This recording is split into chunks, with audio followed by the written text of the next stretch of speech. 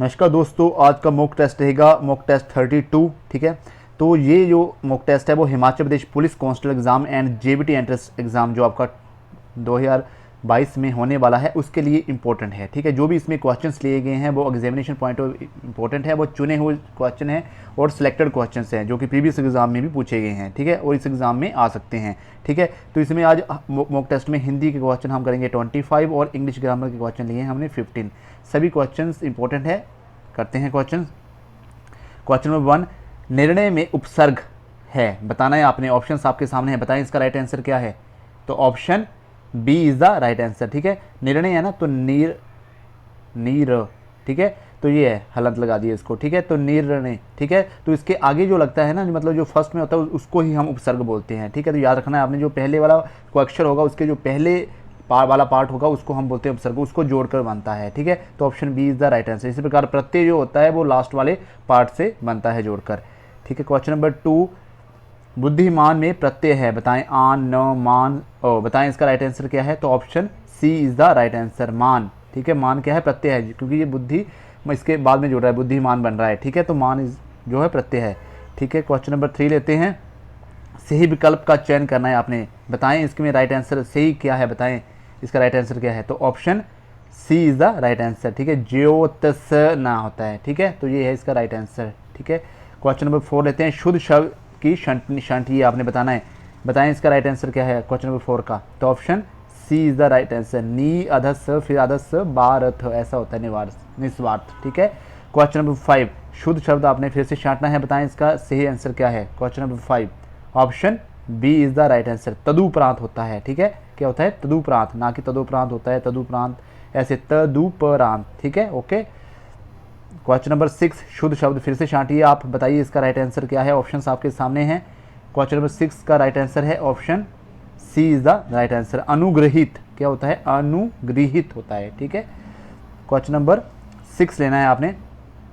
Question number 7, उसके बाद निम्न में से अनेकार्थी नहीं है, बताने आपने, मतलब अनेकार्थी मतलब जो पर्यायवाची नहीं है, विधि का, बताएं आप।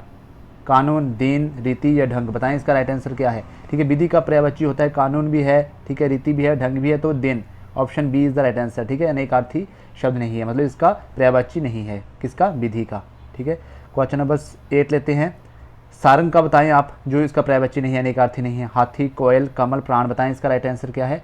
तो option D is the right answer, प्राण। ठीक है, प्राण नहीं है इसका। सारंग का हाथी भी बोलते हैं, कोयल भी बोलते हैं, कमल भी बोलते हैं सारंग को। ठीक है जी।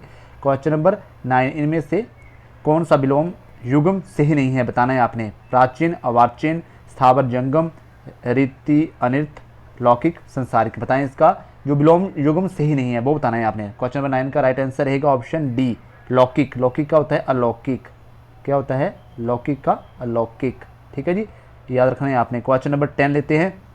निर्मल का विलोम शब्द बताना है आपने, विमल, सलिन, मलिन और नीरस, बताएं इसका राइट आंसर क्या है। तो option C is the right answer. ठीक है, निर्मल का विलोम शब्द है मलिन, option C is the right answer. Question number 11 लेते हैं। तुष का विलोम शब्द बताएं आप, ऑप्शंस आपके सामने हैं, बीतेज, अतुलनीय, महान, स्तेज, बताएं इसका राइट आंसर क्या है। तो option C is the right answer, महान है। तुष का विलोम शब्द होता है महान। ओके, क्वेश्चन नंबर 12, निम्न में से भिन्न शब्द चाहिए, बताएं आप, इनमें से भिन्न कौन सा है, अलग है जो सबसे। चिकनाहट, घबराहट, चिल्लाहट या मुस्कुराहट, बताएं इसका राइट आंसर क्या है। तो ऑप्शन ए जो है डिफरेंट है। ठीक है, घबराहट, चिल्लाहट भी होती है आदमी में, घबराहट भी होती है और मुस्कुराहट भी होती है, ये सेम वर्ड, मतलब एक सेट बैठ रहे हैं। तो चिकनाहट जो अलग है, तो ये शब्द है अलग। ठीक है, क्वेश्चन नंबर 13, पेड़ से पत्ता गिरता है, इनमें से कौन सा कारक है। ठीक है, से पत्ता गिरता है, अलग हो रहा है पत्ता, तो मतलब तो ऑप्शन आपके सामने है, बताएं इसका राइट आंसर क्या है। तो option B is the right answer, अपादान से जुदाई। ठीक है, क्वेश्चन नंबर 14, यथार्थ का विलोम शब्द बताना है आपने। ठीक है, कृत्रिम, आदर्श, उचित या अनुचित, बताएं इसका राइट आंसर क्या है। तो option B is the right answer, आदर्श है इसका। ठीक है, यथार्थ का विलोम शब्द क्या है, आदर्श। ओके जी। क्वेश्चन नंबर 15, नैसर्गिक का पर्यायवाची शब्द बताना है आपने, बताएं इसका राइट आंसर क्या है क्वेश्चन नंबर 15 का। तो option C is the right answer, प्राकृतिक, क्या होता है, नैसर्गिक का प्राकृतिक पर्यायवाची होता है। ठीक है जी। क्वेश्चन नंबर 16, तनु का पर्यायवाची शब्द बताना है आपने, शरीर, झील, चंद्रमा, खटिया, बताएं इसका राइट आंसर क्या है। 16 का option A is the right answer, शरीर, तनु को बोलते हैं शरीर। ठीक है जी। क्वेश्चन नंबर 17, समानार्थी शब्द का चयन कीजिए। समानार्थी पूछ जाए तभी पर्यायवाची मतलब होता है। नीति का बताना है आपने, चरित्र, स्वभाव, कर्म, भाग्य, बताएं इसका राइट आंसर क्या है। तो option D is the right answer, भाग्य। नीति क्या होता है, भाग्य होता है। ठीक है जी। क्वेश्चन नंबर 18, कार्य को नए ढंग से करने की पद्धति को क्या बोलते हैं हम। पारस्परिक, नवागत रूप, नवीनीकरण या फिर आधुनिकरण, बताएं इसका राइट आंसर क्या है। तो option C is the right answer, आधुनिकरण नवीनीकरण बोलते हैं इसको। ठीक है, कार्य को नए ढंग से करने की पद्धति को बोलते हैं नवीनीकरण। ठीक है जी। क्वेश्चन नंबर 19 लेते हैं, बिना घर का, बताएं आप, बिना घर का उसको क्या बोलते हैं। अनाथ बोलते हैं, अनाहत बोलते हैं, अनिकेत बोलते हैं, अनिग्रह, बताएं इसका राइट आंसर क्या है। तो option C is the right answer. ठीक है, अनिकेत, बिना घर के जो होता है उसको बोलते हैं अनिकेत। ठीक है जी। क्वेश्चन नंबर 20, महात्मा बुद्ध ने लोगों को अहिंसा का खालिस्तान दिया, बताएं क्या दिया। पाठ, संदेश, शिक्षा, उपदेश, बताएं। तो option D is the right answer. ठीक है जी, उपदेश दिया। क्वेश्चन नंबर 21, इस खालिस्तान परिस्थिति में आपकी सहायता करना कठिन है। इस तीक्ष्ण परिस्थिति में, इस कठिन परिस्थिति में, इस गंभीर परिस्थिति में, इस विषम परिस्थिति में, बताएं इसका राइट आंसर क्या रहेगा। तो option D is the right answer, इस विषम परिस्थिति में आपकी सहायता करना कठिन है। ठीक है जी। क्वेश्चन नंबर 22, अतः नंबर ब्लैंक है, मुझे एक सप्ताह का अवकाश प्रदान किया जाए, बताएं। निवेदन, अतः नंबर निवेदन है, अतः नंबर आवेदन है, अतः नंबर आग्रह है, अतः नंबर विनय है, बताएं इसका राइट आंसर क्या रहेगा। तो option A is the right answer. ठीक है, निवेदन, अतः नंबर निवेदन है। ठीक है जी। आराम पड़ता है, ठीक है, बताएं कौन सा वाक्य है। सरल वाक्य, संयुक्त वाक्य, मिश्रित वाक्य, इनमें से कोई नहीं, बताएं इसका राइट आंसर क्या है। तो option A is the right answer. ठीक है, सरल वाक्य है, आराम पड़ता है। ठीक है जी। क्वेश्चन नंबर 24, उसने परिश्रम तो बहुत किया किंतु सफलता नहीं मिली, बताएं। सरल वाक्य, संयुक्त, मिश्रित, कौन सा है, बताएं। 24 का option B is the right answer. ठीक है, संयुक्त वाक्य, क्योंकि उस बोलते उसने परिश्रम तो बहुत किया किंतु उसे सफलता नहीं मिली, मतलब एक वाक्य दूसरे वाक्य से जुड़ा हुआ है। ठीक है, तो इसमें मिश्रित संयुक्त वाक्य आएगा। ठीक है जी। 25, यदि सही दिशा में परिश्रम करोगे तो अवश्य सफल हो जाओगे। सरल वाक्य, संयुक्त वाक्य, मिश्रित वाक्य, इनमें से कोई नहीं, बताएं इसका राइट आंसर क्या है। 25 option C is the right answer, मिश्रित वाक्य है। ठीक है, तो मैं आपको बता देता हूँ संयुक्त वाक्य क्या होते हैं। संयुक्त वाक्य उनको वाक्यों को बोलते हैं जिन वाक्यों में दो या दो से अधिक वाक्य समुच्चयवादक अवयवों से जुड़े हुए होते हैं, उन्हें बोलते हैं हम संयुक्त वाक्य बोलते हैं। ठीक है, याद रखना। मिश्रित वाक्य कौन से होते हैं, जिन वाक्यों में एक मुख्य या प्रधान वाक्य हो और अन्य आश्रित हो उस वाक्य के ऊपर। ठीक है, मिश्रित मतलब एक प्रधान वाक्य हो और उसके ऊपर आश्रित हो, उसको हम मिश्रित बोलते हैं। ठीक है, और संयुक्त वाक्य किन में बोलते हैं, जिन वाक्यों में दो या दो से अधिक जो होते हैं समुच्चयबद्ध अवयवों से जुड़े हो, ठीक है, और एक दूसरे से जुड़े हो। ठीक है, तो उसको बोलते हैं हम संयुक्त वाक्य। ठीक है जी, तो इस तरीके से आपने थोड़ा माइंड में रखना है।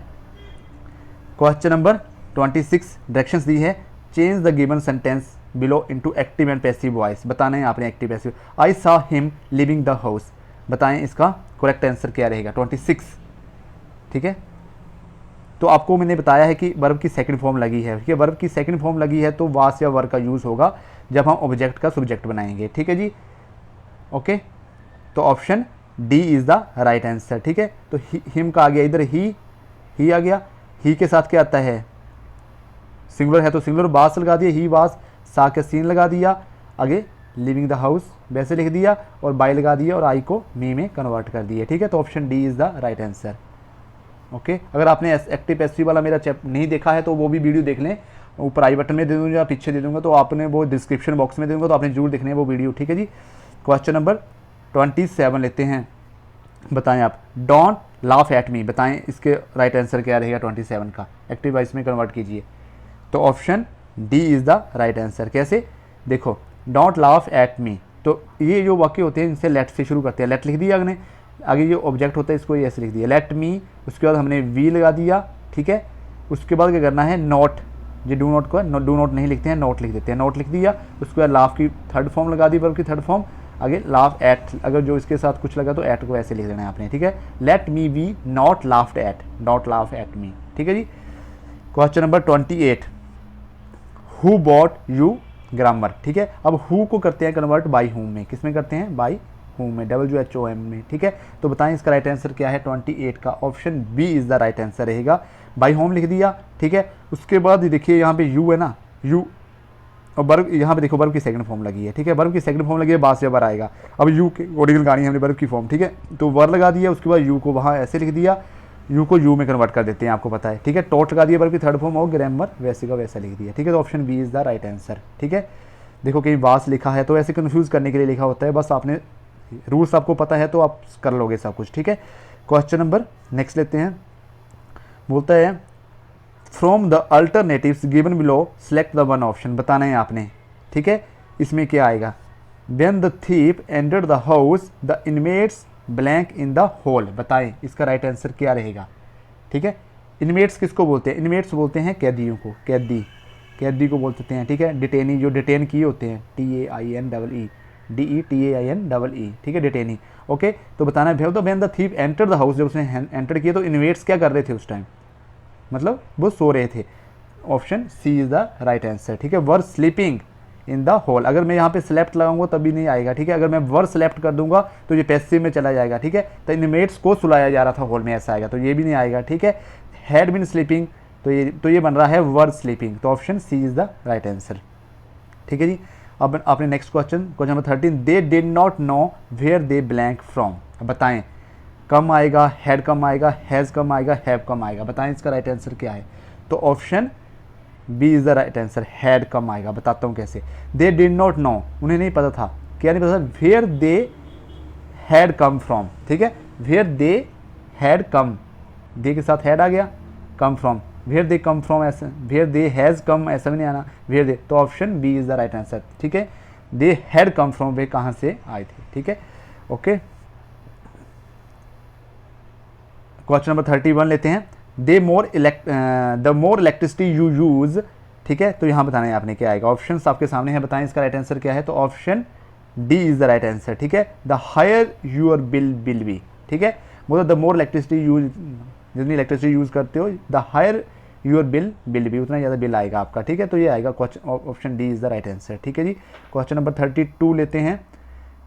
The magnificent blank temple was constructed by the Chinese, बताएं इसका राइट आंसर क्या है 32 का। तो option B is the right answer, ठीक है। क्या आएगा, the magnificent 8th century old, ठीक है। टेम्पल को कंस्ट्रक्ट किया गया था, वाज कंस्ट्रक्टेड बाई द किसके द्वारा, चाइनीज़ के द्वारा था, ऐसा आता है। 8th सेंचुरी ओल्ड आता है, ना कि ओल्ड 8 सेंचुरीज लिखते हैं, ये भी गलत है। 8 सेंचुरीज ओल्ड ये भी गलत है, तो यहाँ पे आएगा 8th सेंचुरी ओल्ड, ओके जी। क्वेश्चन नंबर 33 लेते हैं।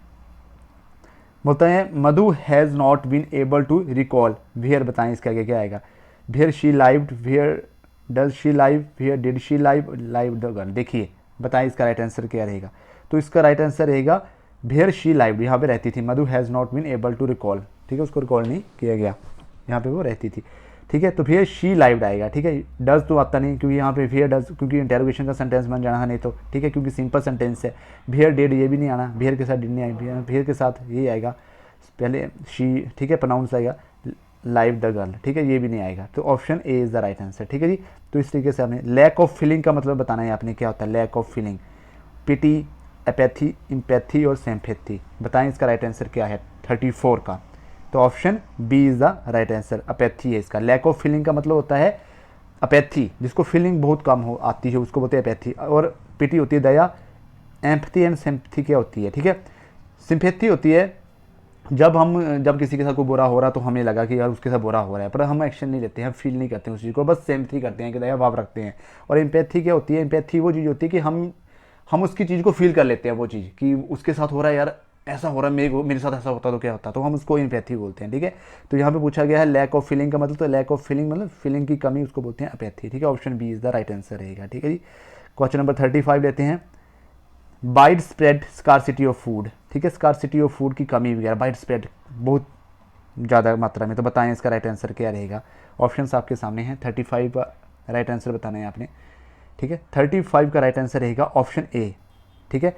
फेमाइन, फेमाइन का मतलब होता है अकाल वगैरह पड़ जाना, ठीक है, फेमाइन, ठीक है जी, अकाल वगैरह पड़ जाना, उसको बोलते हैं वाइड स्कार्सिटी ऑफ फूड, मतलब स्कार्सिटी में फूड की कमी होगी, वाइड स्प्रेड एक बड़े तौर पर, ठीक है जी। नेक्स्ट लेते हैं। From the alternatives given below each bold idiom and phrases select one of the best bring out the meaning of the idiom phrase, idiom phrases दिए हैं आप जो बोर्ड में, उसमें आपने बताना कि सिमिलर मीनिंग उसका क्या बन रहा है, आपने वो बताना है, ठीक है जी। क्वेश्चन नंबर 36 लेते हैं। ही स्पोक वेल थ्रो दो it was his maiden speech. Maiden speech का मतलब क्या होता है ये बताएं आप। ऑप्शंस आपके सामने, first speech, long speech, brief speech या इमोशनल स्पीच। बताएं इसका राइट आंसर क्या है। तो option A is the right answer. Maiden speech को बोलते हैं फर्स्ट स्पीच। क्या होती है first? He spoke well though it was his first speech. First speech फिर भी उसने अच्छा बोला, ठीक है जी। तो फर्स्ट स्पीच बोलते हैं मेडन स्पीच को, ठीक है जी। ऑप्शन ए राइट आंसर रहेगा। 37 लेते हैं। Despite the doctors advice he still Yeats like a horse. ठीक है, डॉक्टर की एडवाइस के बावजूद भी वो मतलब लाइक ए हॉर्स की तरह खाता है, ठीक है, स्टिल अभी भी, ठीक है। तो ईट्स लाइक ए हॉर्स किसका मतलब बताना है आपने, ऑप्शंस आपके सामने हैं, ठीक है। Yeats like a horse, sorry, Yeats like a horse का मतलब क्या होता है बताएं। 37 का राइट आंसर है, बताएं क्या है। तो option A is the right answer, ठीक है।